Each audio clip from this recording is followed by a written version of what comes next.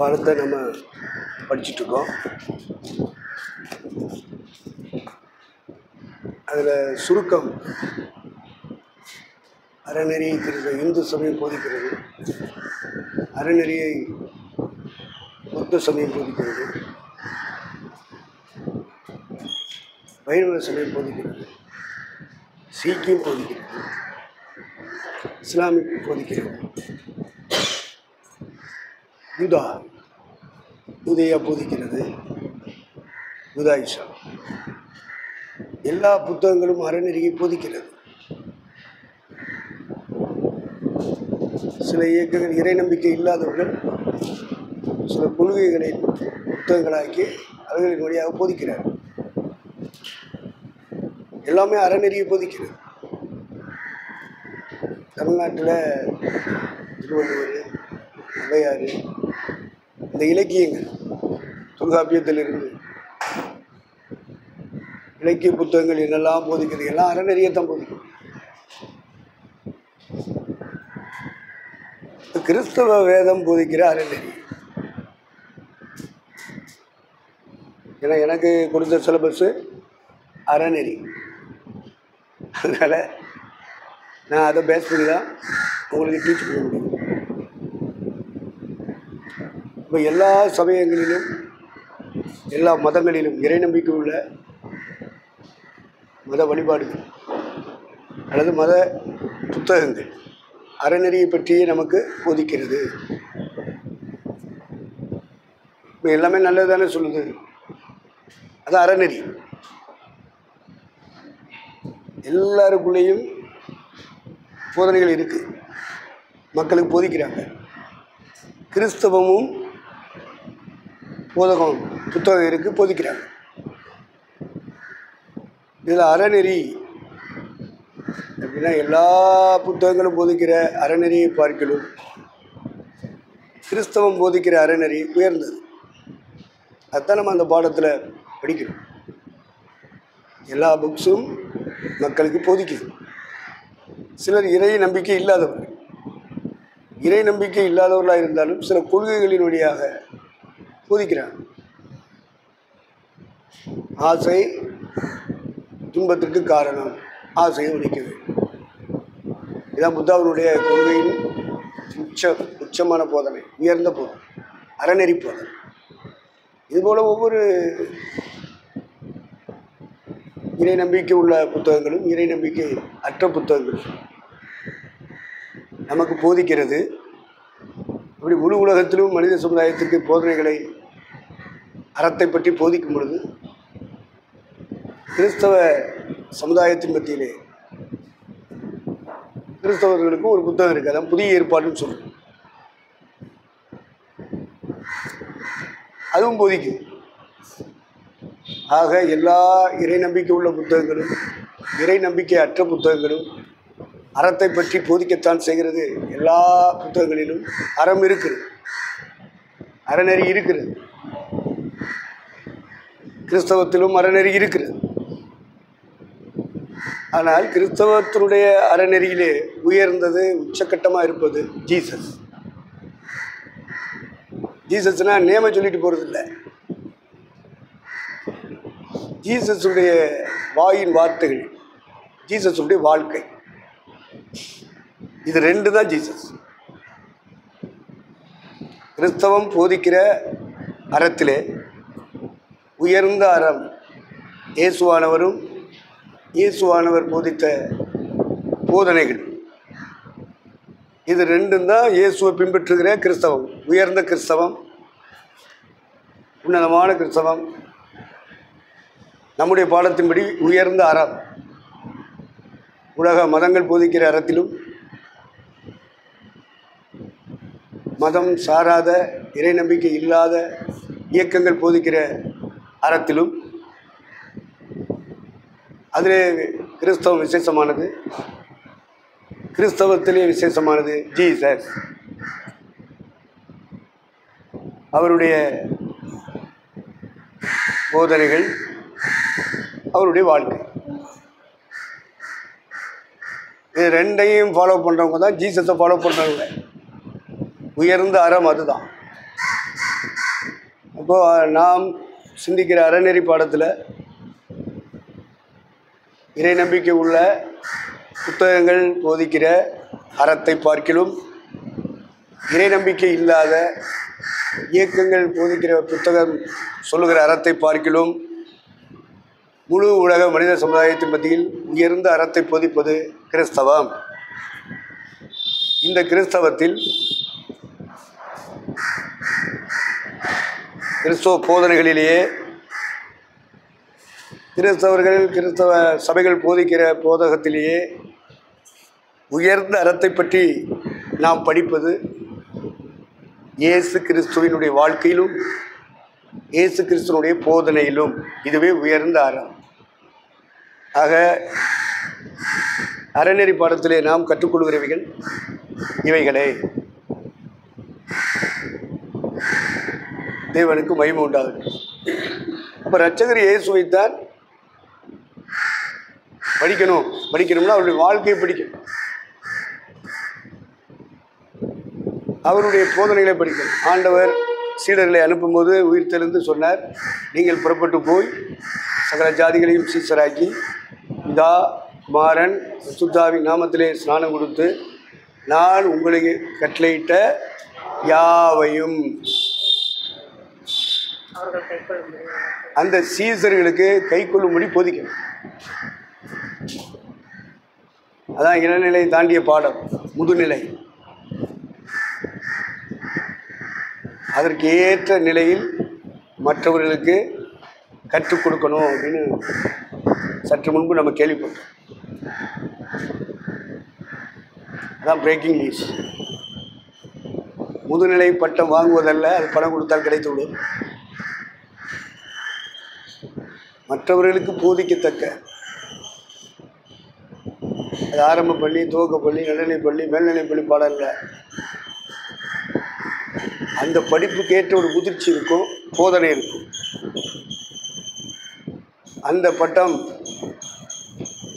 நமக்கு வாங்க போகிறோம், நமக்கு கற்றுக் கொடுக்குறாங்க அப்படின்னா அதனுடைய பொருள் என்ன? படிக்கிறதும் எழுதுறதும் சர்டிஃபிகேட் வாங்குறதும் அல்ல, மற்றவர்களுக்கு நாம் போதிக்கணும். நான் கட்டளையிட்ட யாவையும் அவர்கள் கை கொள்ளும்படி உபதேசம் பண்ணுங்கள், டீச் பண்ணுங்க. நீங்கள் பிறந்த நிலையிலே இருப்பீர்கள் என்று சொன்னால் உங்களுடைய வாழ்க்கை அப்படி தான் இருக்கும், உங்களுடைய வளர்ச்சியும் அப்படி தான் இருக்கும். தேக்க நிலையில் இருக்கக்கூடாது. முதுநிலை பட்டம் பெற்றவர்களைப் போல அறிவில் வளர்ந்தவளாக இருக்கணும். கண்ட புத்தகங்களை வாங்கக்கூடாது, விளக்க உரைகளை வாங்க வேண்டும். அது எப்படி கவனிச்சிங்களோ தெரியல, நான் கவனித்தேன். விளக்க உரை புத்தகத்தை என்ன செய்யணும்? வாங்கி வாங்கி அடுக்கணும், கையில் இருக்கிற பணத்தை அதுக்காக செலவு பண்ணணும். ப்ராப்பர்ட்டி அதுதான் அப்படின்னாரு. உன் வீட்டில் எந்த அளவுக்கு புத்தகங்களை வாங்கி அடிக்கிறீங்க, அந்த அளவுக்கு தான் உன் அறிவு வளர்ச்சி இருக்கு. வேத அறிவை பெருக்கிக் கொள்ள வேண்டும். அதான் முதுநிலை பட்டம் வாங்கினவர்களுடைய அடையாளம். சொத்து சேர்க்கணும்னா இடம் வாங்குறது இல்லை, கட்டணம் கட்டுறது இல்லை, வாகனம் வாங்குறது இல்லை, இருக்கிற ஆளுகளோட 10 பேரை சேர்த்து வைக்கிறது இல்லை. பரலோக சொத்து வேதம் சார்ந்த விளக்க உரைகள். நின்றவனு எழுதியிருப்பான் புத்தகம், அதெல்லாம் வாங்க சொல்லலை. அவர் என்ன சொல்லி கொடுத்தாரு நமக்கு?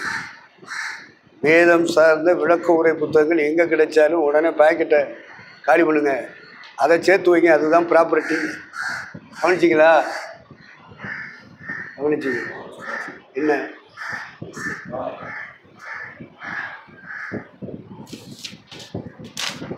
அதனால் நமக்கு சொத்து சேர்க்கணும். உலகத்தில் உள்ளவங்க பூரா இடம் வாங்குறதுல இருப்பாங்க கருத்தா, வீடு கட்டுறதுல இருப்பான் கருத்தா, குடும்பத்தை ஒரு நிலைக்கு கொண்டு வர்றதுல கருத்தாக இருப்பான், வருமானம் வர்றதுல கருத்தாக இருப்பான்.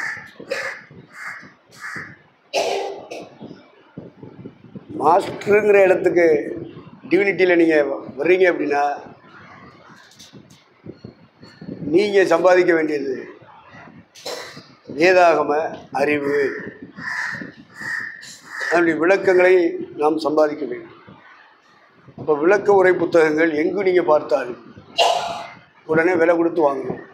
நான் படிச்சுட்டு தரேன்ட்டு எவன்ட்டு என்ன செய்யக்கூடாது, ஆட்டையை போட்டுறக்கூடாது. அப்புறம் நீ திருப்பியும் கொடுக்க மாட்டேன். சில ஆள் தான் ஆட்டை போடணும்னு நினைப்பேன், சில ஆள் மறந்துட்டேன்ப்பேன். இந்த மாதிரி ஈன புத்தியெல்லாம் இருக்கக்கூடாது. காசை கொடுக்கணும், அதான் பாக்கெட்டை காலி பண்ணணும்னு சொன்னார் அவர். பணத்தை கொடுத்து தெய்வீக அறிவை பெருக்கும் விளக்க உரை புத்தகங்களினால் உங்கள் அறை நிரம்பி இருக்க வேண்டும். படுக்கறை மட்டும் இல்லை, இந்த அறையில் இது இருக்கணும். நீ எங்கேயாவது பாய போட்டு படுத்துட்டு போ, அதை பற்றி ஏதனால் கவலைப்பட மாட்டேன். ஆனால் அவர் கற்றுக் கொடுத்த சத்தியங்களில் அறிவை பெருக்கும்படியாக தரப்படுகிற விளக்குரை புத்தகங்களை உன் பெட்ரூமில் சேர்த்து இல்லையா, தனி ரூம்பு வச்சு கட்டி அதில் வை. நீ எங்கேயும் படுத்துட்டு போ, அதை பற்றி எதுனா கவலைப்பட மாட்டேன். கட்டில் தான் வேணும், பெட்டு தான் வேணும், தலையணை தான் வேணும், அப்படின்லாம் ஆண்டவர் கவலைப்பட மாட்டார். உன்னை பற்றி அவருக்கு கவலை கிடையாது. ஏன்னா அவரை பற்றி அவர் கவலைப்படலை. தன்னை நேசிக்கிறது கூட பிறனையும் அவர் அப்படி தான் நேசிப்பார். அவரை எப்படி நேசிப்பார்? தம்மை தாமே வெறுமையாக்கி அடிமையின் ரூபம் எடுத்து மனுஷ சாயலானார். எது வரைக்கும்? ட்ரைனிங் பீரியடா மாறான பரியந்தமும். சில எல்லாம் ட்ரைனிங் பீரியட் தானே அப்படிம்பா, விளக்க மாட்டான், செத்து நிறத்துக்குவேன். அந்த நம்பிக்கை உள்ள ஊழியக்காரன் செத்து நிறைய போகிறேன். சாவு கண்டிப்பாக வரும். எவனுக்காக இருந்தார், பரிசுத்தவனுக்கு வரும், பாவிக்கு வரும். பரலோகம் போவானா பாதாளம் போவானான்றா கேள்வி. அதுக்கு பதில் சொல்லணும் இந்த பூமியில் வாழும்போதே. அதனால் நீ சாப்பிடுவியோ சாப்பிட மாட்டியோ, குடிப்பியோ குடிக்க மாட்டியோ,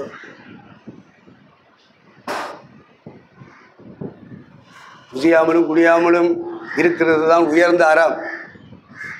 எல்லா நாளும் அல்ல, வருடத்தில் குறிப்பிட்ட நாட்கள் ஒதுக்கி ஆகணும். அவர் புசியாமலும் குடியாமலும் 40 நாட்கள் இருந்த ஒருத்தி வந்தா.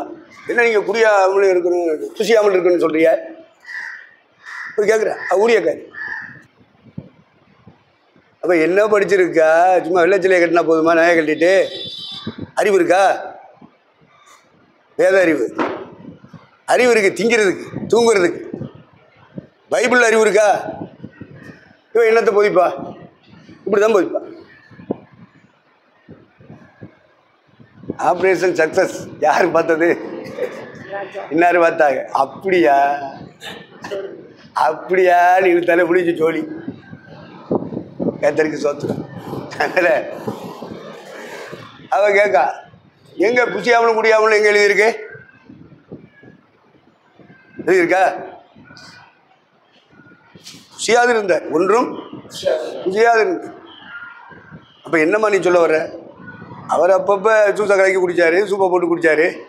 அப்புறம் எதுக்கு சோறு? சோறு மட்டும் சாப்பிடாது இருந்தாருன்னு சொல்கிறதா? அதுவும் நம்ம இந்திய தேசத்தில் தான் சோறு, அதுவும் தென்னிந்தியாவில். மற்ற இடத்துலலாம் சப்பாத்தி தான், கோதுமை தோசை தான், கோதுமையில் செஞ்ச பலகாரம் தான்.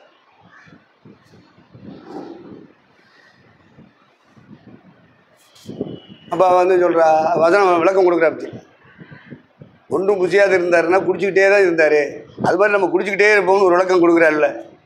இதான ஜிபிஎம் சொல்லி கொடுத்துருக்காங்க விளங்காப்பையில. அவங்க ஒழுங்காக தான் சொல்லி கொடுத்துருக்காங்க. இவ படித்தவங்க படிச்சிருக்கான் தோத்திரம். இவெல்லாம் ஊழியக்கு. ஆகவே நாம் குடிப்பதோ புசிப்பதோ உறங்குவதோ இதெல்லாம் கிறிஸ்தவத்தில் உயர்ந்த அறம் இல்லை. கிறிஸ்தவத்தின் உயர்ந்த அறம் கிறிஸ்து போன பாதை. 40 நாள் சீனாய் மலையில் உட்காந்துருக்கான். தேவ சமூகம் தேவ பிரசனம் அவனை மூடுது. பசி உணர்வு இல்லை. கீழே இருக்கும்போது 3 தரமும் ஒழுங்காக சாப்பிட்றேன். 3 தரம் சாப்பிட்டானே, எத்தனை நேரம் சாப்பிட்டானே தெரியாது. நம்மளை பழக்கி விட்ருக்காங்க. காலையில் டிஃபன் சாப்பிடணும், மத்தியானம் சோறு சாப்பிடணும், நைட்டு டிஃபன் சாப்பிடணும், இதுக்கடையில் காலையில் ஒரு சாயாவை ஊற்றணும், சாயங்காலம் சாயாவோட வேறு ஒன்று குடிக்கிறதோட ஒன்று கடிக்கணும். இதுக்கு மேலே 24 மணி நேரம் மேயன். இந்த திருட்டு பயிர்களெல்லாம் சபையை பரிசுத்தப்படுத்திட முடியுமா? இந்த களவாணி பயிர்களெல்லாம் ஊழியக்காரனாக்குனா இந்த திண்ணி மாடங்களெல்லாம் பெருவயிற்று நாய்கள் எழுதி. ஏசாயா 56:10 வாசி. அவனுடைய காவல்காரர் எல்லாரும் ஒன்றும் அறியாத குருடர், அவர்கள் எல்லாரும் குறைக்க மாட்டாத ஊமையான நாய்கள், தூக்க மயக்கமாய் புலம்புகிறவர்கள், படுத்துக் கொள்கிறவர்கள், நித்திரை பிரிய, திருப்தியடையாமல் இருக்கும் பெருவயிற்று நாய்கள். அதில் 24 மணி நேரம் பார்த்தா மேய்ஞ்சிட்டே இருப்பான். என்னமோ தூங்குற வண்டி இருக்கேன்னு சொல்லிட்டு சாப்பிடாம இருக்கேன். அப்புறம் இவைகளெல்லாம் பெரிய பரிசுத்தம் என்ன சொல்ல?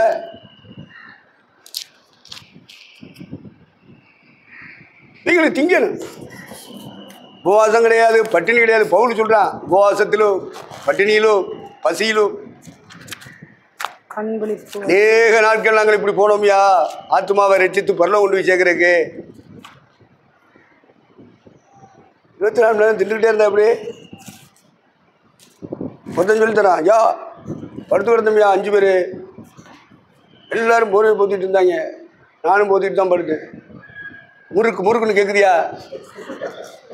போத்திக்கிட்டே திங்கிறாயா? தூங்கும் போதாவது திங்காமல் தூங்கக்கூடாது. திருட்டு பயிர் இவங்களாம் பாஸ்டர் ரவானி பயிர்களை கொண்டாந்து சபைக்குள்ளே வச்சு ஊழியத்தை நாசமாக்கி தின்னுக்கிட்டே இருக்கு. இதெல்லாம் சபையை பரிசுத்தப்படுத்துறதா? இதெல்லாம் முதல்ல இவனே போக மாட்டான் பரலோகம். அப்புறமேல இவன் பிரசங்கத்தை கேட்குறவன் பரலோகத்துக்கு போகிறது. அதான் 1 தீமோத்தேயு 4:16 மீண்டும் வாசிக்க. 1 தீமோத்தேயு 4:16. உபதேசத்தை குறித்தும் எச்சரிக்கையாயிரு, இவைகளில் நிலை கொண்டிரு. இப்படி செய்வாயானால் உன்னையும் உபதேசத்தை கேட்பவர்களையும் ரட்சித்துக் கொள்ளுவாய். அதனால நீயும் பரலோகத்துக்கு வருவ. உன் பிரசங்கத்தை கேட்குற ஜனங்களே பரலோகத்துக்கு வரும். யாருக்கு எழுதுறான் பவுலு? 7 சபைக்கு அப்பவே தலைவன் தீமோத்தேயு. அவனே பரலோகம் வரணும் அல்லது வருகைக்கு வரணும் அப்படின்னா அவன் ரட்சிக்கப்பட வேண்டியிருக்கு. அவன் ஜனத்தையும் ரட்சிப்புல கொண்டு வர வேண்டியிருக்கு. இந்த ரட்சிப்பு உயிர்த்தெழுதலின் சரீரம் பெறுறது, மறுரூப சரீரத்தை பெறுகிறது தான் ரட்சிப்பு. ஆத்தும ரட்சிப்பு அல்ல இங்கே சொல்லப்பட்ட ரட்சிப்பு. தீமோத்தேயுக்கு பவுல் சொல்லுகிற ரட்சிப்பு ஆத்தும ரட்சிப்பு அல்ல. என்ன ரட்சிப்பு? மறுரூப சரீரத்தை பெற்றுக்கொள்வது எப்படி? செத்து போயிட்டோம்னா உயிர்த்தெழுதலின் சரீரத்தை பெற்றுக்கொள்வது எப்படி? அப்போ நீயும் அந்த சரீரத்துக்கு சொந்தக்காரனாக மாறணும், உன் பிரசங்கத்தை கேட்குறவனு அந்த சரீரத்துக்கு சொந்தக்காரனாக மாறணும் அப்படின்னு சொல்லி கொடுக்குறான். அதனால் முதிர்ச்சி மாஸ்டராக மாறுங்க, ஆரம்ப பள்ளி ஆசிரியராக இருக்காதீங்க. மாஸ்டர் ஆஃப் டிவினிட்டி அப்படிங்கிற பட்டம் பேப்பர் வாங்குறது இல்லை, கற்றுக் கொடுக்குற விஷயத்த வாழ்க்கையில் கொண்டு வரணும். நீங்கள் வாழ்க்கையில் கொண்டு வந்ததை உங்களுக்கு முன்னாடி வர்ற மக்களுக்கு சொல்லணும். என்ன தேவை சொல்லிட்டு காலத்தை வீணாக்கிட்டு இருக்கக்கூடாது. 3 நேரம் திங்கணும், 4 நேரம் திங்கணும். முன்னாடிலாம் பசி தாங்குச்சியா, இப்போ முடியலையா. அப்புறம் கிருபைக்கு என்ன வேலை? கிருபையை பற்றி பிரசவம் பண்ணுற? எதுக்கு பண்ணுற? நீ பண்ணக்கூடாது. தேவன் துன்மார்க்கனை நோக்கி என்னுடைய பிரமாணத்தை எடுத்துரைக்க உனக்கு என்னடா நியாயம் இருக்கு? அதனால் முதிர்ச்சி அடைந்தவர்கள், முதுநிலை பட்டம் பெறுகிறவர்கள் அதற்கேற்ற வேதாகம அறிவை உடையவர்களாக இருக்க வேண்டும் என்று நமக்கு பார்த்து சொல்லி தந்தார். ஆரம்ப பள்ளியிலேயே இருக்கக்கூடாது, அந்த அறிவு உள்ள ஊழியர்களாக இருக்கக்கூடாது. உயர்ந்த அறிவு வேதாகமத்திலிருந்து பெற்றுக்கொள்ள வேண்டும். பேப்பர் வாங்குறதெல்லாம் விசேஷம். அறிவை பெருக்க வேண்டும்.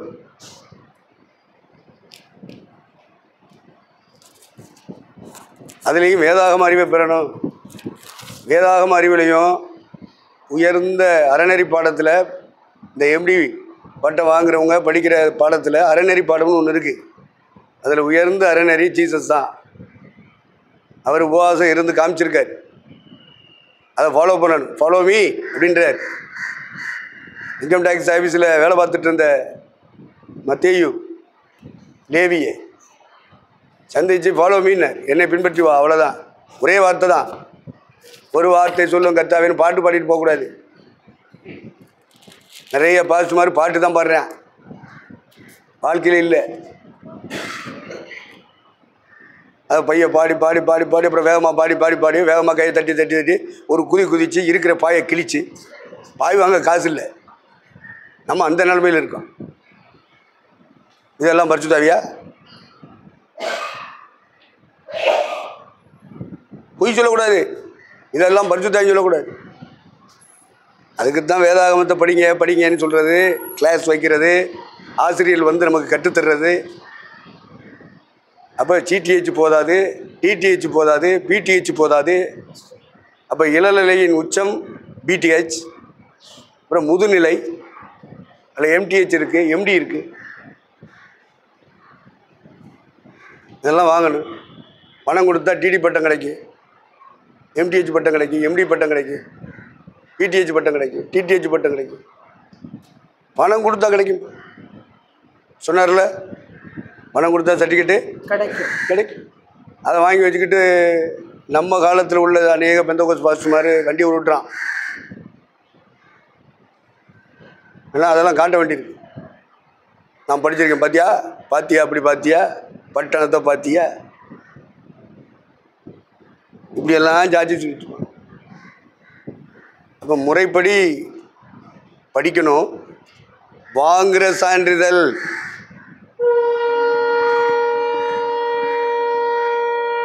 ஏடிஏ,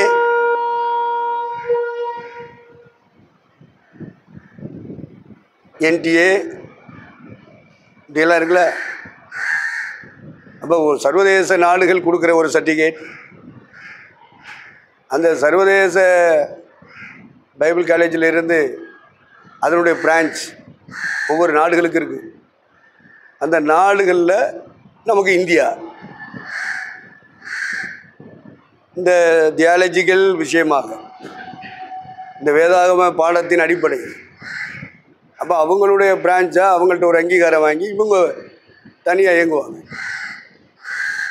அப்போது என்டிஏ அப்படின்னு இப்போ இந்தியாவில் வாங்கி நடத்துகிறாங்க,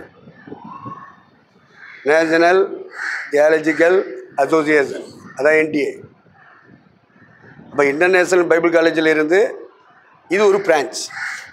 இந்த பிரான்ச்சில் இருந்து இந்தியாவில் உள்ள ஒவ்வொரு மாநிலங்கள்லேயும் யூனியன் ஸ்டேட்லேயும் இந்த மாதிரி வேதபாட வகுப்புகள் துண்டாக நடத்துவாங்க. அதில் இருந்து அவங்க சான்றிதழ் வாங்கி கொடுப்பாங்க. இப்படி பெரிய அங்கீகாரம் ஒரு தேசத்துக்கு வருது. ஒரு தேசத்திலிருந்து இவர்களுடைய அங்கீகாரத்தின் அடிப்படையில் சில வேதாகம கல்லூரி நடத்துவாங்க. அதனால் பணம் கொடுத்து வாங்குகிற சான்றிதழுக்கும் படித்து வாங்குகிற சான்றிதழுக்கும், சான்றிதழ் எல்லாரும் கொடுத்தாலும் இந்த சான்றிதழ் நமக்கு இருக்கா, இந்த ஆதாரத்தோடு நமக்கு சான்றிதழ் வருதா அப்படின்றதெல்லாம் கருத்தார். அதில் பாஸ்டர் நமக்கு சொல்லி தந்த பாஸ்டர் அப்படி செய்கிறார். ஸ்டீவன் இப்போ தான் அதை வாங்குறார். ஒரு தரமான சான்றிதழ் கொடுக்கணும். எல்லாருக்கும் எதிரி உண்டு, ஏசனாருக்கும் எதிரி உண்டு, திருச்சபைக்கு எதிரிகள் உண்டு. நமக்கு எதிரிகள் யார் யார் தெரியுமா? எபேசியர் 6:12 வாசம். 6:12 நல்லா கவனிங்க. ஃபஸ்ட்டு இப்படி நீங்கள் பிரித்து படிக்கணும். மாம்சம் முதல் எதிரி, ரெண்டாவது ரத்தம், அடுத்து டேடு, மூணாவது துரைத்தனம், நாலாவது அதிகாரம், 5 லோக அதிபதிகள், 5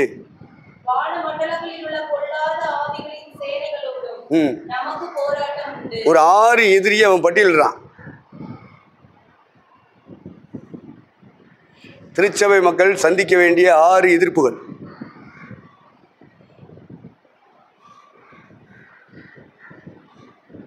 இவங்களோட போராடித்தான் ஆகணும், சண்டை போட்டு தான் ஆகணும். இதுபோல் இந்த பூமியிலே கட்டி எழுப்பப்படுகிற திருச்சபைக்கு அப்போஸ்தலனாகிய பவுலின் வழியாக பரிசுத்த ஆவியானவர் சொல்லுகிறது 6 எதிரிகளை பட்டியலிடுகிறார். பட்டியலில் வராத எதிரிகள் நிறைய உண்டு. அது முழு வேதத்தையும் படித்தா தான் கண்டுபிடிக்க முடியும். முழு வேதாகமத்தை முறையாக படிக்காவிட்டால் அதை கண்டுபிடிக்க முடியாது.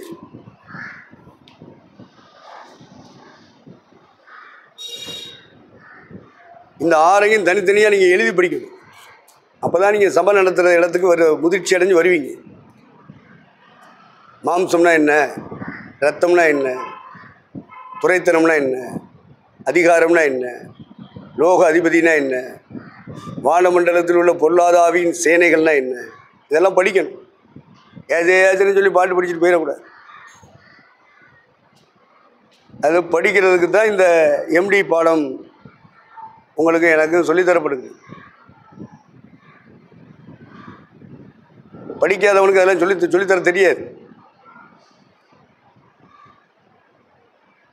அந்த படிப்பு படிக்கணும். அடுத்து பயிற்சி எடுக்கணும். ஆசிரியராக மாறணும்னா அதுக்குரிய பயிற்சி இருக்கு. டெட்டுன்னு ஒரு பயிற்சி வச்சுருப்பாங்க, அப்புறம் பிஎட்னு ஒரு பயிற்சி வச்சுருப்பாங்க, அப்புறம் எம்எட்னு ஒரு பயிற்சி வச்சுருப்போம். மற்றவர்களுக்கு கற்றுக் கொடுக்கணும். ஆசிரியராக மாறணும்னா பயிற்சி எடுக்கணும். பள்ளிக்கூடத்தில் படித்தா போதாது, அந்த பாடம் தெரிஞ்சால் போதாது. மற்றவர்களுக்கு கற்றுக் கொடுக்குற இடத்துக்கு வரணும்னா அவங்க பயிற்சி எடுக்கணும். இது உலக படிப்புக்கு ஒழுங்கு. இதுபோல் ஆவிக்குரிய படிப்புக்கு அதை விட ஒழுங்கு. இதெல்லாம் ஒன்றும் இல்லாமல் பைபிளை தூக்கிக்கிட்டு பிரதம் பண்ண தெரியும், பாட்டு பாட தெரியும், ஜெபக்குறிப்பு சொல்ல தெரியும் அப்படின்ட்டு நிறைய பாஸ் மாதிரி உருவாயிட்டாங்க.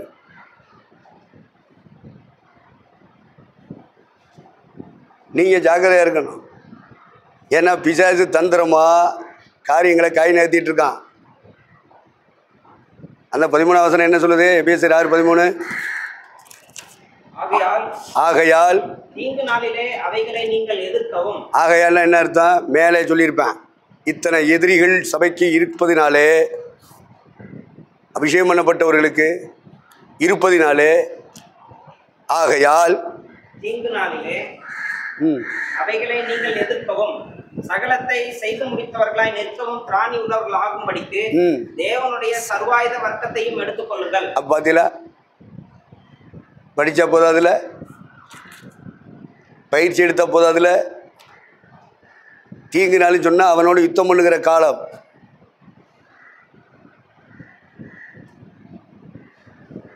அதான் தீங்கு நாள். தீங்கு நாளில் அவைகளை எதிர்த்து நிற்க திராணி அடையணும். நீ எத்தனை வருஷம் கிறிஸ்தவ வாழ்க்கை வாழ்ற? அந்த வாழ்க்கையில் நீ அடைய வேண்டிய பலன் திராணி அடைஞ்சிருக்கியா? திராணி இருக்கா? அதான் அறநெறி பாடத்தில் வருது.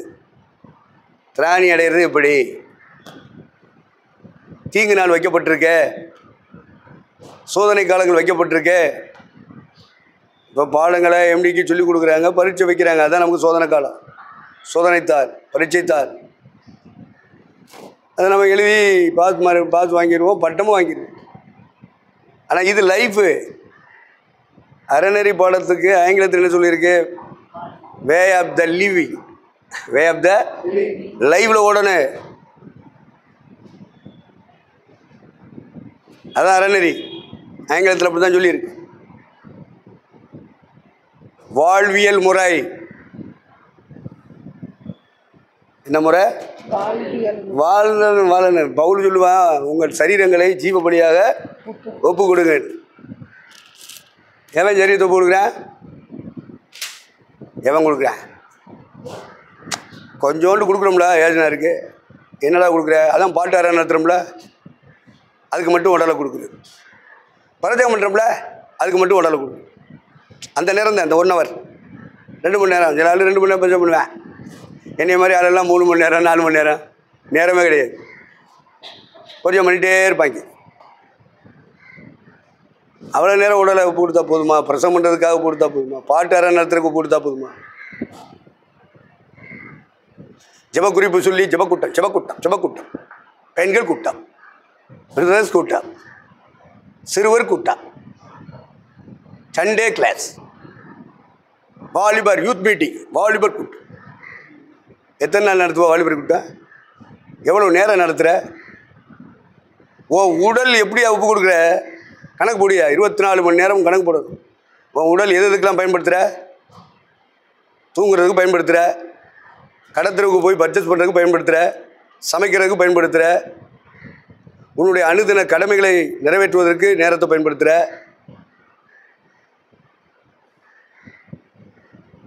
உன் ஃப்ரெண்ட்ஸ்கிட்ட அவங்கள்ட்ட இவங்கள்ட்ட பேசுகிறதுக்கு பயன்படுத்துகிற. பிரயாணம் பண்ணுறதுக்கு பயன்படுத்துகிற. உடல் எதுக்கெல்லாம் பயன்படுது? முதல்ல அதை கணக்கு போடுங்க. அதான் உயர்ந்த நெறி, உயர்ந்த அறம். ஏதுனாருக்காக எவ்வளோ நேரம் உடல் அர்ப்பணிக்கப்படுது?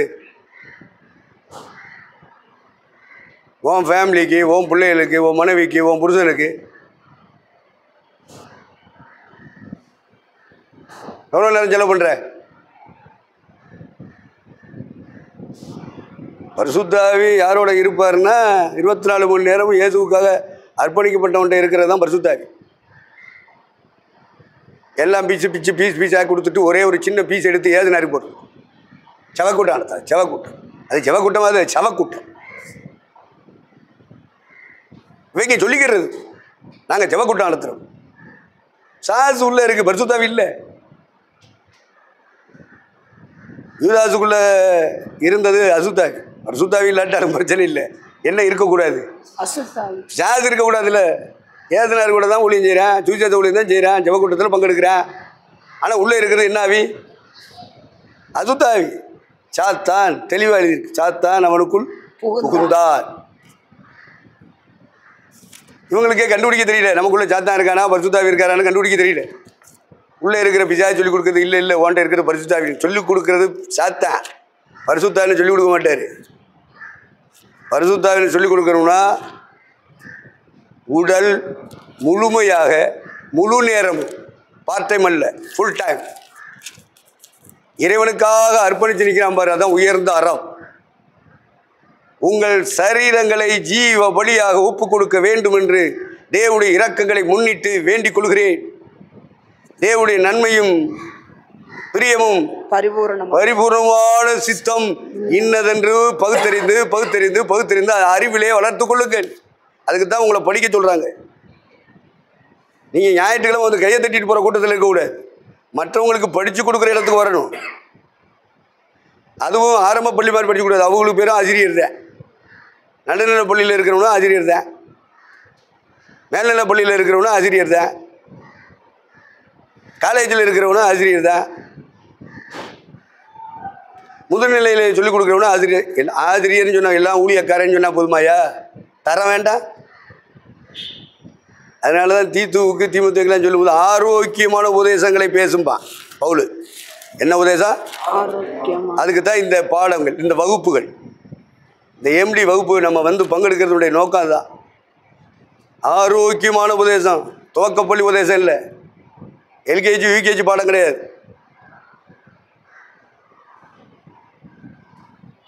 ஆரோக்கியமான உபதேசம் பேசுகிற இடம் அந்த முதுநிலை பட்டம் பெறுகிற உங்களுக்கு. தரத்தை கூட்டணும். ஜிடிஹெச்சிலிருந்து டிடிஹெச்சுக்கு வரணும், டிடிஹெச்சிலிருந்து பிடிஹெச்சுக்கு வரணும், பிடிஹெச்சிலிருந்து எம்டிஹெச் எம்டி இப்படி போகணும். தரம் கூடணும்ல. இது ஒன்றும் தெரியாது. ஞாயிற்றுக்கிழமை வந்து கையை தட்டிட்டு போகிற ஜனங்களுக்கு அவங்களுக்கு கற்றுக் கொடுக்குற ஊழியக்காரர்ல ஆசிரியர் யார்? எவனை சபையில் நிப்பாட்டலாம்? மற்றவர்களுக்கு போதிக்கணும். மற்றவர்களுக்கு போதிக்கணும். அதுலேயும் தரமான ஆசிரியராக இருக்கணும்ல. தீத்து 2:8. தீத்து 2:8. வாசிங்க. எதிரியானவன் உங்களை குறித்து பொல்லாங்கு சொல்லுகிறதற்கு ஒன்றுமில்லாமல் வெட்கப்படத்தக்கதாக உபதேசத்திலே விகற்பம் இல்லாதவனும் நல்லொழுக்கம் உள்ளவனும் குற்றம் பிடிக்கப்படாத ஆரோக்கியமான வசனத்தை பேசுகிறவனுமாய் இருப்பாயாக. பாருங்க, ஆரோக்கியமான பிரசங்கத்தை நீங்க பண்ணணும் சபை மக்களுக்கு அப்படிங்கிறதுக்காக தான் எம்டி படிக்க சொல்றது. சும்மா சட்டிட்டு வாங்கிட்டு புனிக்கிட்டு தெரியக்கூடாது. 7ஆம் வசனம் என்ன சொல்லுது? எல்லாவற்றிலும் உன்னை நற்கிரியைகளுக்கு மாதிரியாக காண்பித்து. அப்போ வெறும் பட்டத்தில் மட்டும் இருக்கக்கூடாது, படிப்பில் மட்டும் இருக்கக்கூடாது. அது 8ஆம் வசனம். 7ஆம் வசனம், ஒவ்வொரு பாஸ்டரும் அந்த சபை மக்கள் சாட்சி கொடுக்கும் அளவுக்கு தரமுள்ளவர்களாக இருக்க வேண்டும். தரம் குறைந்த திருச்சபைகள் நிறைய இருக்கு, தரம் குறைந்த ஊழியர்கள் நிறைய இருக்காங்க. புரிந்து கொள்வதற்காக பழைய ஏற்பாட்டு போனோம்னா இஸ்ரேல் தேசம்னு ஒன்று இருந்துச்சு, 10 கோத்திரம். அதுக்கு தலைவன் யெரொபெயா. இங்கிட்டு பென்யமீன், யூதா. இவங்களுக்கு 2 கோத்திரம். இவங்க மைனாரிட்டி, அவங்க மெஜாரிட்டி. இந்த மெஜாரிட்டி மக்களை வழி நடத்தணும், தக்க வைக்கணுங்கிறதுக்காக கண்டுக்குட்டி செய்கிறாங்க. என்ன செய்கிறேன்? என் கண்ணுக்குட்டி. அதுதான் அவங்களுக்கு. அப்போது கண்ணுக்குட்டிக்கும் வழிபாடு நடத்துவாங்க, ஆண்டவருக்கும் வழிபாடு நடத்துவாங்க. இவங்க தான் இஸ்ரவேலை. இந்த பக்கமும் ஐக்கியப்பட்டுக்குருவாங்க, அந்த பக்கமும் ஐக்கியப்பட்டுக்குருவாங்க. ஆனால் யூதேயாவில் இருக்கான் பார் ரெகோபயா, சாலமோனுடைய சன்னு. அவனுக்கு கீழே மைனாரிட்டி பீப்புள் இருந்தாலும் ஒரே ஒரு தேவாலயம், ஒரே ஒரு பைபிள். அவங்க ஏற்படுத்துறது அசல் ஊழியக்காரன், லேவியே, ஆசாரிய. அது முறையாக பிறப்பின் அடிப்படையில் கொண்டு வந்துகிட்டே இருப்பாங்க. அது யூதேயா தேசம். இஸ்ரேல் தேசத்தில் அப்படி இல்லை. இவங்களுக்கும் ஒரு அமைப்பு இருக்குது, இவங்களுக்கும் ஒரு ஃபெலோஷிப் இருக்குது, இவங்களுக்கும் வழிபாடு இருக்குது. ஆனால் இவங்களுக்கு ஆசாரிய லேவி யார் தெரியுமா? எல்லாம் கலப்படம். ஜனத்தில் ஈனமானவர்களை அவர்களுக்கு ஆசாரியனாக ஏற்படுத்தினார். யெரொபெயாம் இஸ்ரேலிய மக்களுக்கு கண்ணுக்குட்டி செஞ்சு வழிபாடு நடத்த வச்சான். ஜனத்தில் ஈனமானவர்களை ஆசாரியனாக ஏற்படுத்தினார். இப்படியெல்லாம் சபைக்கு வந்துடுறாங்க. அவங்களும் தங்களை பாஸ்டர் காமிச்சுக்கிறான், ஜிப்பா போட்டுக்கிறேன். ஜிப்பா போட்டவெல்லாம் பாஸ்டரா? அல்லது அமெரிக்க ஐக்கிய நாடு மாதிரி சட்டு போட்டு டை கட்டி பேண்ட் போட்டு மேலே கோட்டும் போட்டு அப்படி வந்து நின்றா பாஸ்டரா? அவங்களையும் ஏமாறுறாங்க, மற்றவங்களையும் ஏமாத்துறேன். நீங்கள் தான் கண் திறக்கப்பட்டவளாக இருக்கணும். கண் திறக்கப்பட்டவன் பேசணும். அவருடைய கண்களை திறக்கும்படிக்கு நான் உன்னை அனுப்புகிறேன்னு பவுல் அனுப்புனார் தேவன். கண் திறக்கிற ஊழியம். மொழவும் குருட்டு பையிலெல்லாம் இருக்காங்க. சிப்பா வேட்டி போட்டாலும், பேண்ட் சட்டை கோட்டு போட்டாலும், நகரட்டி இல்லாமல் எல்லாத்தையும் கழட்டி வீசிட்டு கலர் சிலையை உடுத்தாம வெள்ளை சிலை உடுத்தினாலும், இதெல்லாம் என்ன பரிசுத்தாவி இருந்து நடத்துகிறாரா அப்படின்னு நம்ம பார்க்கணும். ஆகவே நீயே உன்னை நற்கிரியைகளுக்கு மாதிரியா. ஃபார் எக்ஸாம்பிள், திருச்சபை மக்களுக்கு எக்ஸாம்பிள் நீதான். நீதான்னா என்ன அர்த்தம்? நீ போதிக்கிற போதனையே உன் வாழ்க்கையாக மாற்றணும். அதான் பயிற்சி. நீ எதை போதிக்கும்படி போதிக்கப்பட்டாயோ அந்த போதனை உன் வாழ்க்கையில் இருக்கணும். அதான் 7ஆம் வசனம் சொல்லுது. அப்படி இருந்துக்கிட்டு நீ சபை நடத்தினா, போதிச்சின்னா, ஆரோக்கியமான வசனத்தை என்ன செய்வ? சொல்லுவேன். வளர்ச்சிக்கு உரிய வார்த்தைகள் உன் வாயிலிருந்து வரும். இல்லைன்னா துவக்கப்பள்ளி ஆசிரியர் மாதிரி தான் இருக்கும். எல்கேஜி ஆசிரியர், யூகேஜி ஆசிரியர். சில ஆள்லாம் கோயிலில் போய் நின்றுக்கிட்டு பைபிள் தெரியல அவனுக்கு, ஏதோ அங்கேயும் இங்கேயும் கேட்ட பிரசங்கத்தை குறிப்பெடுத்து வச்சு பிரசங்கம் பண்ணுறேன், அடிக்கிறான். எப்படியும் தசமாக அடிக்க இப்போ பிடுங்கணும் அவனுக்கு. அதுக்காக தான் அவன் உட்காந்துக்கிட்டு இருக்கேன்.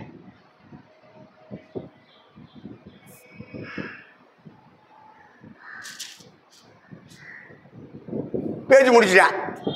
பல வருஷம் ஆகுது. கேட்டது கண்டதையும் பேச்சு முடிச்சாச்சு.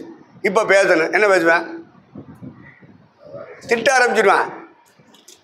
நீ சரியில்லை, நீ அப்படி செய்யலை, நீ இப்படி செய்யலை. ஏன்னா இவன்கிட்ட சரக்கு இல்லை.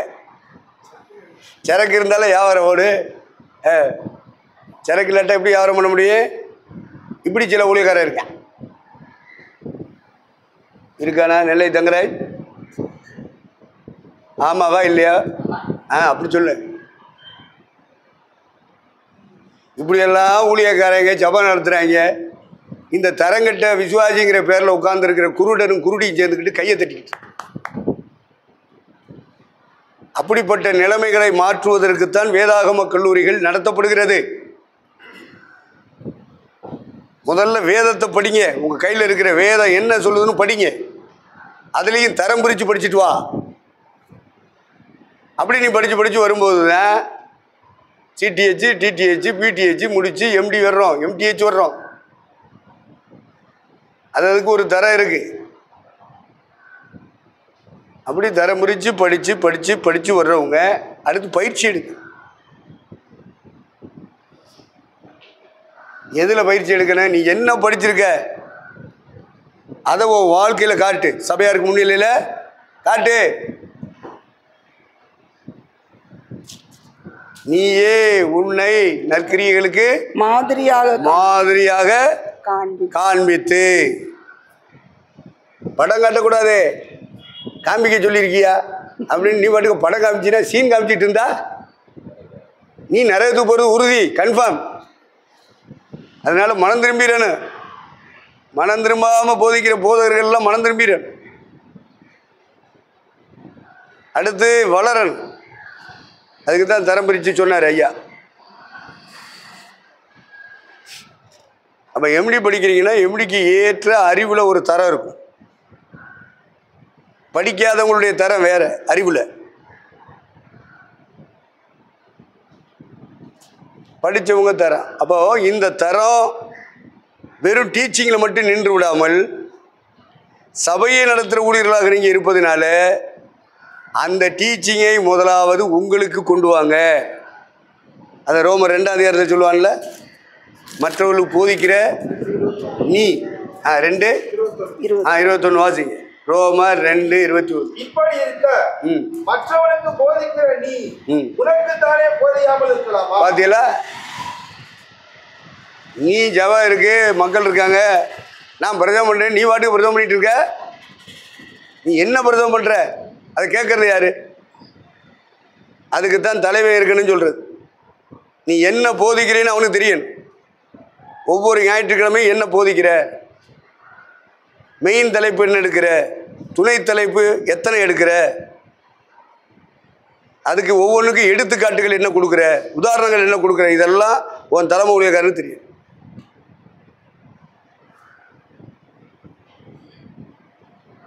ஒரு ஸ்தாபனமானால், ஒரு ஐக்கியமானால், தேவனுடைய சித்தத்தின்படி ஊழியம் செய்கிறது உண்மையானால் அவனுக்கு தலைவன் இருப்பான். யார் உங்கள் தலைமை அப்படின்னு கேட்டால் சொல்லணும். உடனே சில சொல்லுவான், எங்களுக்கு ஏஜனார் தான் தலைமை. நாங்கள் பூமியில் உனக்கு தலைவன் யார்? ஏஜனார் உலகம் முழுவதுக்கும் தலைவர் தான். யார் இல்லைன்னா? அவ்வளவு திருச்சபையும் கிறிஸ்துவின் சரீரம் என்று அழைக்கப்பட்டால் அந்த சரீரத்துக்கு தலை கிறிஸ்து. இது கிறிஸ்துவின் உடல், திருச்சபை. அது அவருடைய தலைக்கு பொருந்தி போகணும், ரிஜெக்டட் ஆகிடக்கூடாது. இராணுவத்துக்கு ஆள் எடுக்கும்போது எடுப்பேன், மார்பளவு, ஹைட்டு, வெயிட்டு, அது போதாது. மெடிக்கல் ஃபிட் ஆகலையே, தம்பி போயிட்டு வாங்க, அடுத்து பார்த்துக்கிறோன்னு அனுப்பிடுவேன். உலகத்தில் இராணுவத்தில் ஜாயின் பண்ணுறதுக்கே இந்த ஒழுங்கு வச்சுருக்கேன். இவன் சும்மா பரிச்சயம் பண்ண தெரிஞ்சவொடனே, பாட்டு பாட தெரிஞ்சவொடனே, ஜெபக்குறிப்பி சொல்லிச்சு செபிக்க தெரிஞ்சவொடனே, தசவாங்க அன்றைக்கி வாங்க தெரிஞ்சவொடனே இவன் பாஸ்டர். பயிற்சி இருக்கா? அவனுக்கு தலைவன் இருக்கானா? பரலோகம் போகணும்னா தலைவன் இருக்கானு. தலைவன் இல்லாதவன் விளங்க மாட்டான், அவனும் பரலோகம் போக மாட்டான். அவன்கிட்ட பிரசங்கம் கேட்குற ஜனமும் அவன் 10,000 பேரை கூட்டி சேர்த்தாது சரி, 15,000 பேரை கூட்டி சேர்த்து போக மாட்டான். சொல்கிறது நான் இல்லை, பைபிள் சொல்லுது. அதான் உயர்ந்த அறநெறி பாடத்தில் உயர்ந்தது கிறிஸ்து. அப்போ கிறிஸ்துவனுடைய வாழ்க்கையும் கிறிஸ்துன்னு சொல்லி பாடுறதில்லை, கிறிஸ்துன்னு சொல்லி ஜெபிக்கிறது இல்லை, இயேசுவின் நாமத்தில் பிதாவேன்னு சொல்லி முடிக்கிறது கிடையாது. கிறிஸ்துவின் வாழ்க்கை உன்னுடைய வாழ்க்கையை மாறணும். கிறிஸ்துவின் போதனைகள் உன் போதனைகளாக உன்னுடைய வாழ்க்கையை மாறணும். இது ரெண்டையும் நீ நானும் ஃபாலோ பண்ணனா அதான் கிறிஸ்துவை ஃபாலோ பண்ணுறது. இயேசுவை பின்பற்றுவதுனா அவருடைய லைஃப் ஸ்டைல், அவருடைய டீச்சிங் ஸ்டைல், இது ரெண்டு நம்முடைய வாழ்க்கைக்குள்ளே என்னைக்கு வருதோ அன்னைக்கு தான் நாம் கிறிஸ்துவை என்ன செய்கிறோம்? பின்பற்றுகிறோம். பின்பற்றணுமா வேண்டாமா? பின்பற்று. அதனால் வாழ்வியல் படிக்கிற பாடங்களில் வாழ்வியல் பாடமும் ஒன்று படிக்கிறோம், அறநெறி அதுக்கு இன்னொரு பேர். அதில் உயர்ந்தது உலகம் பூரா அறநெறியை போதிக்கிறது, மக்களுக்கு சொல்லிக் கொடுக்குது. ஆனால் உயர்ந்தது கிறிஸ்து. கிறிஸ்துன்னு சொன்னால் பேரை சொல்லிட்டு போகிறதில்ல, பாட்டு பாடிட்டு போகிறதில்ல, சும்மா ஜெபக்கூட்டத்தில் பங்கெடுத்து அவங்க சொல்கிற ஜெபக்குறிப்பை சொல்லிட்டு போகிறது கிடையாது, இயேசுவை பற்றிய வரலாற்றை படித்து அப்படியே பிரசம் பண்ணிட்டு போகிறது கிடையாது. அவருடைய வாழ்க்கை பழக்க வழக்கத்தில் நமக்கு ஒரு பங்கு வேணும். அதான் உயர்ந்த அறநெறி. அடுத்து, நான் உங்களுக்கு கட்டளையிட்ட யாவையும் அவர்கள் கைக்கொள்ளும்படி உபதேசம் பண்ணுங்கள். இப்போ என்னெல்லாம் கட்டளையிட்டு இருக்காரு படிச்சிருக்கீங்களா? அவர் என்னெல்லாம் கட்டளையிட்டு இருக்காரு.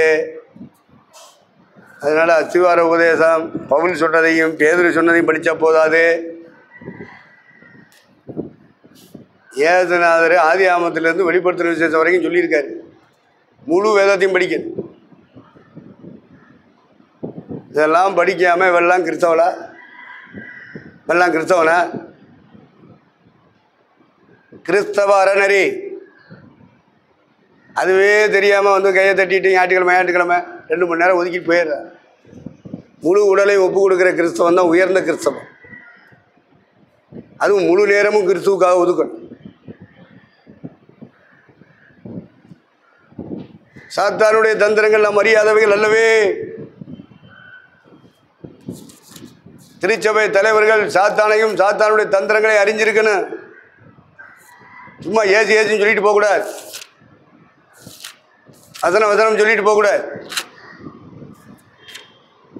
அப்படி பெந்தகோஸ்துக்காரன் நிறைய பேர் சொல்லிட்டு போயிட்டே இருக்கான். அவனுக்கு பொழப்பு நடந்தால் போதும். அப்படிப்பட்ட பெண்டிகாஸ் பாஸ்டர்ஸ் ஊழியம் செய்கிற காலத்தில் நீங்கள் நானும் ஊழியம் செய்கிறோம். அவங்கெல்லாம் பொழப்புக்காக செய்வாங்க. பேரும் புகழும் சம்பாதிக்க செய்வாங்க. பணம் காசு சொத்து சுதந்திரம் சம்பாதிக்க செய்வான். நீங்கள் நானும் அப்படி இல்லை. ஏதனாரு எதையும் சம்பாதிக்கிறதுக்காக இந்த பூமியில் ஊழியம் செய்யலை. இடத்தை சம்பாதிச்சாரா? வீடு வாசல் சம்பாதிச்சாரா? சொத்து சுதந்திரம் வாங்கினாரா? அவர் பேருக்கு ஏதாவது பேக்கில் போட்டு வச்சு இல்லையே. அதான் உயர்ந்த அறநெறி. அப்போ அவருடைய வாழ்க்கையை ஃபாலோ பண்ணணும். அவருடைய டீச்சிங்கை ஃபாலோ பண்ணணும். நீயே சபை நடத்துகிற நீயே பாஸ்டராகி நீயே மற்றவர்களுக்கு போதிச்சா போதாது. ஓ வாழ்க்கைக்கு நீ போதிச்சியா?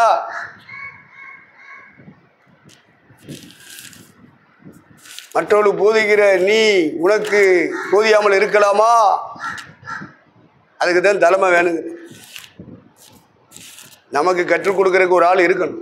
நம்மளை கண்டிக்கிறதுக்கு ஒரு ஆள் இருக்கணும். நம்மளை கண்காணிக்கிறதுக்கு ஒரு ஆள் இருக்கணும். எதுக்குடா தலைமை? நம்மளை கண்காணிக்க. அப்போது அறநெறி பாடத்தில் உயர்ந்த பாடம் ஜீசஸ். ஜீசஸ்ன்னு சொல்லிட்டு போகக்கூடாது. ஜீசஸுடைய வாழ்க்கை பாதையில் அடி எடுத்து வைக்கணும். சபை ஊழியக்காரன் ஒவ்வொருத்தரும் அடி எடுத்து வைக்கணும். எத்தனை அடி எடுத்து வச்சிருக்க நீ? சொல்லணுமா இல்லையா? வீடியோ எடுத்தால் போதுமா? ஊர் உலகத்துக்கு காமிச்சா போதுமா? சீன் காமிக்கணும். ஐயா போதிக்கிறீ, ஐயா போதிச்சா என்ன, கொய்யா போதிச்சா என்ன? சீன் காமிக்க முடியும். வீடியோங்கிறது சீன் தானேப்பா.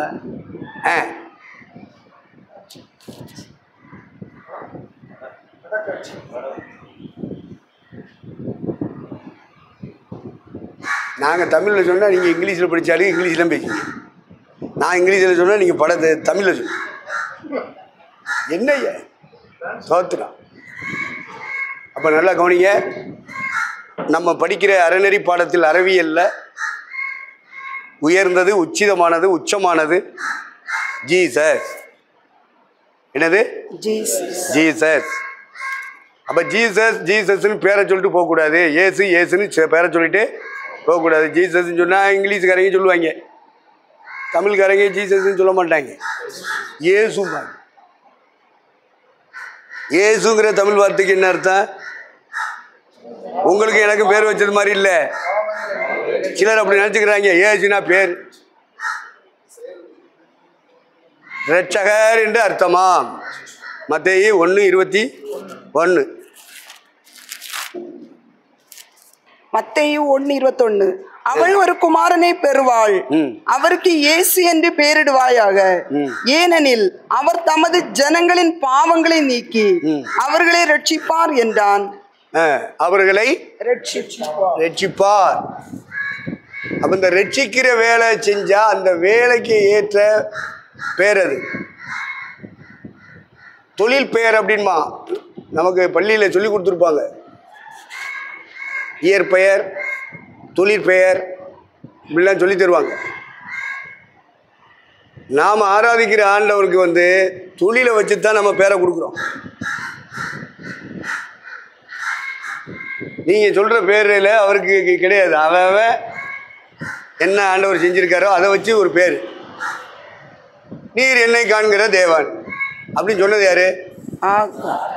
ஆகார். அவள் ஆகாமல் போயிட்டான். அவள் ஆகாமல் போனாலும் அவள் சொன்னதை நம்ம எடுத்துக்கிறோம். நீர் என்னை காண்கிற தேவன் நடராஜ மொழியார் அந்த காலத்தில் பாடியிருக்காரு. நீர் என்னை காண்கிற தேவன் பேர் வச்சது அவள். அதுவா அவருக்கு பேர்? இது மாதிரி ஒவ்வொரு பரிசுத்தமான அவன் காலத்தில் அவன் ஆராதிக்கிற ஆண்டவருக்கு ஒவ்வொரு பேரை சொல்லிட்டு போயிடுவான். 1000 நாமம் சொல்லிட்டு இருக்கக்கூடாது. அதுக்கு மேலேயும் அவருக்கு நாமம் இருக்கு. அந்தந்த மனுஷன் அந்தந்த காலத்தில் அவரை ஆராதிக்கிற அந்த தேவனுக்கு என்ன பேர் சொல்லி கூப்பிடுறானோ அதுதான் பேர். இஸ்ரவேல் தேசத்தில் யாவே அப்படிம்பாங்க. இப்போ உள்ள ஜெனரேஷன் இறைவனை எப்படி கூப்பிடுறாங்க? யெகோவா அல்லது யாவே. ஆரம்பத்தில் துவக்க காலத்தில் ஆண்டவரை சொல்லி கொடுப்பான்ல, மோசே கேட்பான்ல ஆண்டவர்கிட்ட, உங்களுடைய நாமம் என்னையா, உங்கள் பேர் என்ன கேட்பாங்களே. ஏன் சொந்தக்காரன் ஏன் ஜாதிக்காரன் தான் நான் சொன்னால் நம்ப மாட்டேன். யார் அனுப்பணும்னு கேட்பாங்க. நான் சொல்லணும், உங்கள் பேரை சொல்லுங்கள். ஐ ஆம் தட் ஐ ஆம். இது பேரா? இது பேரா? அவர்கிட்ட கேட்டால் அவர் சொல்கிறார் நான் இருக்கிறேன் அப்படிங்கிறார். என்னையா பேர்? இருக்கிறவராகவே இருக்கிறேன் அப்படிம்பாரு. பின்னாடி தீர்க்கதரிசிகிட்ட சொல்லுவார் நான் அப்படிம்பாரு. நான் சொல்கிறது பேரா? நானே அப்படிம்பாரு. நானே மெய்யான திராட்சை செடி நானேன்னு வருதா? அதான் பேர். நானே ஜீவ அப்பம் அது பேரா? நானேங்கிறது பேரா? நம்ம புரிஞ்சுக்கிறேன். அவருக்கு பேர் எவன் வைக்கிறது? எவன் பேர் வைக்க முடியும்?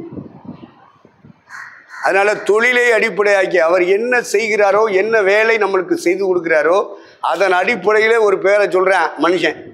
அதைத்தான் பைபிள் எழுதியிருக்கு. மற்றபடி நாம் ஆராதிக்கிற ஆண்டவருக்கு இயற்பெயர் கிடையாது. அதை புரிஞ்சுக்கிறீங்க.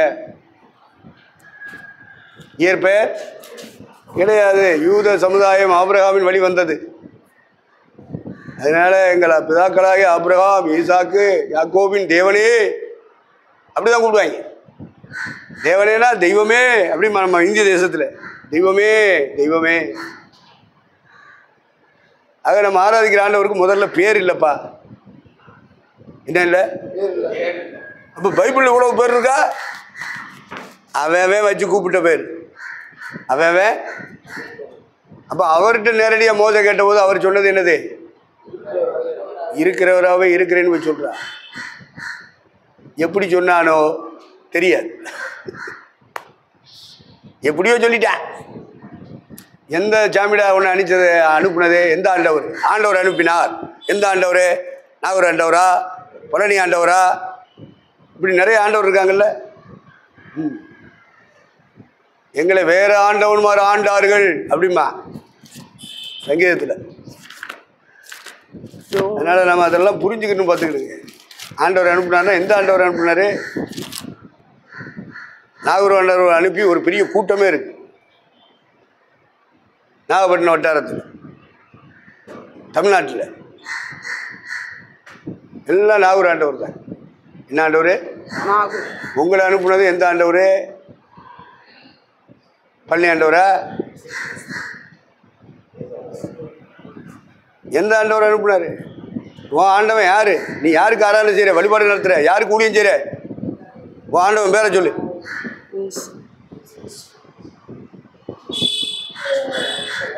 ஏசுன்னு சொல்லுவான். நம்ம சொன்னா என்ன சொல்லுவான்?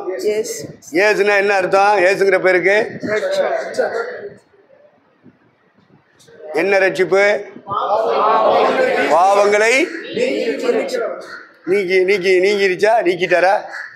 நெஞ்ச தொட்டு சொல்ல, பொய் சொல்லக்கூடாது, ஃப்ராடு பண்ணக்கூடாது. நெஞ்ச தொட்டு சொல்லு, பாவம் நீங்கிருச்சா?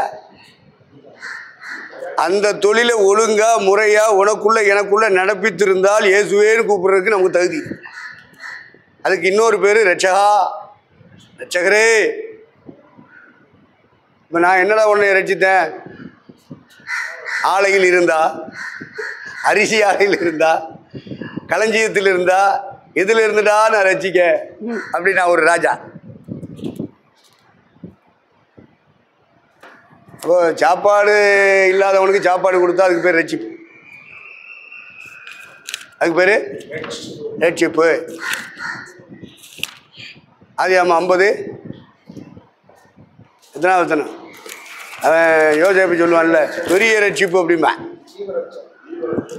வாசி கருத்து சொல்றது, வசனத்தை பிரட்டி சொன்னீங்கன்னா உனக்குள்ள இருக்குது பரிசுத்தாவி. நீ எங்கேயோ கேட்டதை வச்சு சொன்னீங்கன்னா உனக்குள்ள இருக்குது அசுத்தாவி. ஒருவன் போதித்தால் வேத வாக்கியங்கள் இப்படி 45. அப்போ பைபிளை பிரட்டி சொல்லு, பார்த்து படிச்சு சொல்லு, அதான் பரிசுத்தாவி. ஆதியாகமம் 45:5. 45:5. என்னை இவ்விடத்தில் வரும்படி விற்று போட்டதனால் நீங்கள் சஞ்சலப்பட வேண்டாம், அது உங்களுக்கு விசனமாய் இருக்கவும் வேண்டாம். ஜீவ ரட்சணை செய்யும்படிக்கு தேவன் என்னை உங்களுக்கு முன்னே அனுப்பினார். அப்போ ஜீவ ரட்சணைன்னு அங்கே சொல்றான். ரட்சணைனா ரட்சிப்பு. 50ஆம் அதிகாரத்தில் ஒரு வசனம் இருக்கும்லப்பா, 21. 20ஆம் வசனம் வாசி.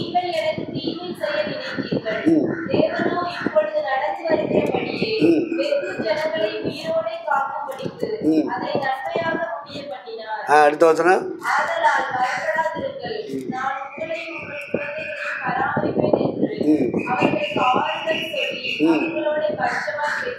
அப்போ இஸ்ரவேல் மக்கள் எல்லாரையும் பசி பட்டினியிலிருந்து பாதுகாக்கிற மத்தியில் அதுக்கு பேர் தான் ரட்சிப்பு. அப்போ இது என்ன ரட்சிப்பு? சாப்பாட்டு ரட்சிப்பு. நம்ம பணியில் சொன்னால் சாப்பாட்டு ரட்சிப்பு. காக்கா கூட்டத்தை பாருங்க, அதுக்கு கற்றுக் கொடுத்தது யாருங்க? ஒன்றா இருக்க கற்றுக்கணும். இந்த உண்மையை சொன்னால் ஒத்துக்கிறேன்னு. எதுக்கு காக்கா ஒரு இடத்துல கூடுது? ஒரு கூட்டமாக கூடுதல, ஃபெலோஷிப்பாக கூடுதல. சோறு கிடைக்கி, பிரியாணி கிடைக்கி, பேக்கு கிடைக்கி, 2 வீலர் கிடைக்கி. இதுக்கு ஒரு கூட்டம், இதுக்கு ஒரு ஐக்கியம், இதுக்கு ஒரு ஃபெலோஷிப். இதுக்கு ஆதாரம் காக்கா கூட்டம். என்ன கூட்டம்? சோறு மட்டும் போடாமல் இருந்தீங்கன்னா ஒரு காக்கா அங்கே வராது. காக்கா கூட வரமாட்டேங்குது ஐயா. நீ சோறு போட்டால் தானே வரும். அப்போ சோத்துக்காக வருகிற ஊழியர் ஐக்கியம் இருக்கு. நீ சோறு போடாட்டா வரமாட்டான். அவ்வளவு திண்ணிமாட பெருவயிட்டு சோம்பேறி பைபிளை தூக்கிட்டு வந்துட்டான். நீ புரிஞ்சுக்கோ, தரம் இல்லை அவங்கள்ட்ட, தரம் இருக்காது. ஏதாவது கொடுக்குறேன்னு சொன்னால் வருவான். அந்த ஐக்கியத்துக்கு பேர் தான் காக்கா கூட்டம். அந்த ஐக்கியத்துக்கு பேர் என்னது? அப்போ திரைப்பட கவிஞன் சொல்கிறான், காக்கா கூட்டத்தை பாருங்க, அதுக்கு கற்றுக் கொடுத்தது யாருங்க? ஒன்றா இருக்க கற்றுக்கணும். உண்மையை சொன்னால் ஒத்துக்கிறேன்னு. அப்போ காக்காவை கூட்டமாக கூட்ட வேண்டுமானால் கான்னு ஒரு சோறு வை. அதனால இந்துக்கள் மத்தியில் சொல்லுவாங்க,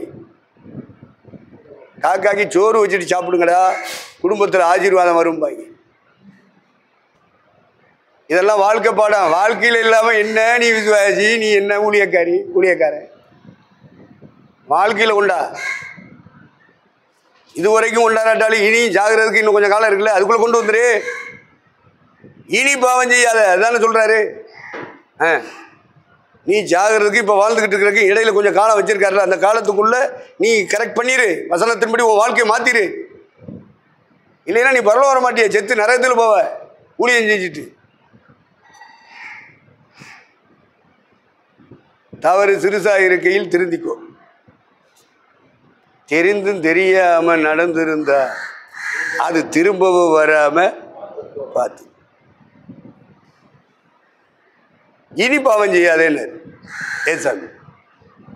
இதுவரைக்கும் செஞ்சது போட்டு, இனி பாவம் செய்யாதே. ஆகவே தேவசித்தம் செய்வதற்கு இதுவரைக்கும் செய்யாட்டாலும் நமக்கும் மரணத்துக்கும் இடையில உள்ள காலங்களில் சம்பாதிக்கிற புத்தியை விடு, சுரண்டலை விடு. ஆம்பளை பொம்பளை சுரண்டதோ, பொம்பளை ஆம்பளை சுரண்டதோ, ஏசுனாருடைய காணிக்கையை ததமபாகத்தை சுரண்டதோ அதை விட்டு மனம் திரும்பிடு. அப்படின்னா நீ உனக்கு சாவுன்னு ஒன்று வருவோம், செத்தினா பரலோகத்துக்கு வருவ. உனக்கு உயிர்த்தலில் சரீரத்தில் பங்கு எடுக்கும், உன்னுடைய மகிமையின் சரீரம் மறுரூப சரீரத்தில் பங்கு கிடைக்கும். இல்லைன்னா கிடைக்காது. அம்பு, ஒருவன் ஏற்றுக்கொள்ளப்படுவான், ஒருவன் கைவிடப்படும். அந்த நிராகரிக்கிற கூட்டத்தில் பாஸ்டர்களாகி நீங்கள் போய்விடக்கூடாது. ரொம்ப ஜாக்கிரதையாக இருக்க. அதுக்கு தான் உங்கள் கையில் பைபிளை கொடுத்துட்டாரு. ஒருவனும் உங்களுக்கு போதிக்க வேண்டுவதில்லை. பைபிள் இருக்கு, படிச்சுக்கிறீங்க. அதுக்கு அடுத்து பரிசுத்தாவி இருக்க.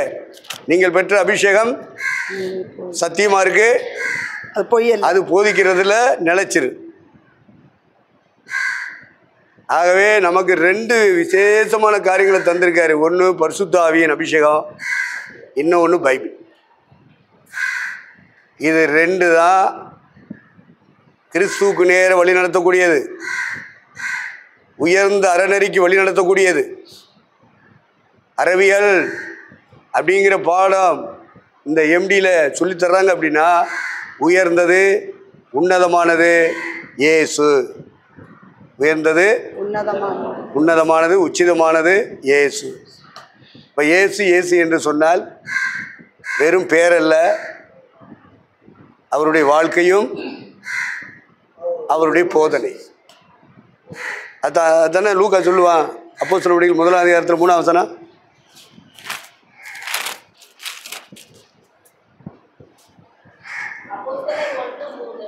பாடுபட்ட பின்பு 40 நாளளவும் அப்போஸ்தலருக்கு தரிசனமாகி தேவனுடைய ராஜ்யத்துக்குரியவைகளை அவர்களுடனே பேசி அநேகம் தெளிவான புத்தகங்களினாலே அவர்களுக்கு 2 வசனம் வாசி. அவர் எடுத்துக்கொள்ளப்பட்ட நாள் வரைக்கும் செய்யவும் உபதேசிக்கவும் தொடங்கின எல்லாவற்றையும் குறித்து முதலாம் பிரபந்தத்தை. அதுதான் பைபிள். அதான் நம்ம படிச்சுட்டு இருக்கோம். நமக்கு ஆசிரியர்கள் சொல்லி தர்றாங்க. பைபிளை பிரித்து பிரித்து நமக்கு கற்றுக் கொடுக்குறாங்க.